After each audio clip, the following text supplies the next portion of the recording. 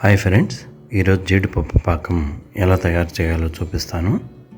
చూడండి ఎంత క్రిస్పీగా వచ్చిందో. చేసింది కొంచెమైనా టేస్ట్ మాత్రం మధుర్స్. హెల్దీ అండ్ టేస్టీ పాకం. చిన్నపిల్లల కాడి నుంచి పెద్దవాళ్ళ దాకా అందరూ ఇష్టపడతారు. మనమే మన ఇంట్లోనే ఎలా చేయాలో చూద్దాం. Please subscribe to our channel. ముందుగా పాత్ర తీసుకొని 2 టేబుల్ స్పూను నెయ్యి వేద్దాం. జీడిపప్పుని వేసుకుందాం. కొంచెంసేపు బాగా జీడిపప్పుని వేగనిద్దాం. అటు ఇటు జీడిపప్పుని తిప్పుతూ ఉండాలి. జీడిపప్పు యొక్క కలర్ మారింది. తర్వాత వీటిని వేరే గిన్నెలో తీసుకుందాం. ఇప్పుడు అదే ప్యాన్లో బెల్లం వేసుకుందాం.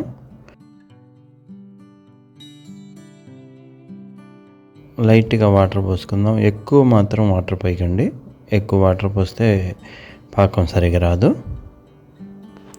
బాగా బెల్లాన్ని అటు ఇటు కలపాలి. ఇప్పుడు బెల్లం కరిగి పాకం తయారైంది.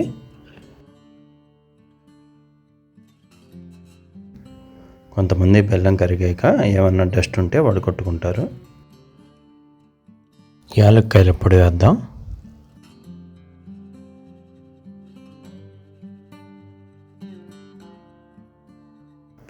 బెల్లం పాకం కరెక్ట్గా వచ్చిందో లేదో చూడాలంటే ఈ విధంగా చేతిలో తీసుకొని ట్రై చేద్దాం.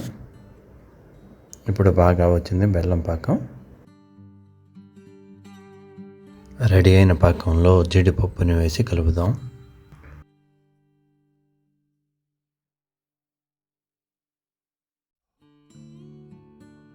లో ఫ్లేమ్లో ఉంచి పాకం జీడిపప్పుకి పట్టేలాగా కలుపుతూ ఉండాలి.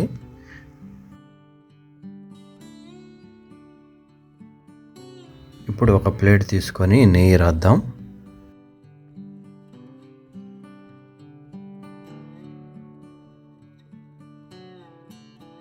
ఇప్పుడు పాకం బాగా వచ్చింది. నెయ్యి రాసిన పళ్ళెం మీద పాకం పోయాలి.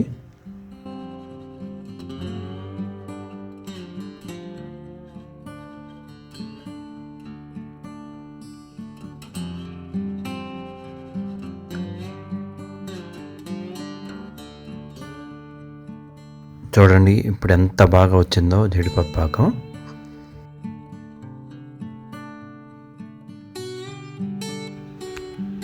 మన చిక్కీలా కావాలంటే గోరువెచ్చగా ఉన్నప్పుడే కట్ చేసుకోవాలి. ఎంతో టేస్టీగా పర్ఫెక్ట్గా జీడిపప్పు పాకం రెడీ అయింది. తప్పకుండా జీడిపప్పు పాకం ట్రై చేసి చూడండి. మా ఛానల్ని సబ్స్క్రైబ్ చేసుకోండి.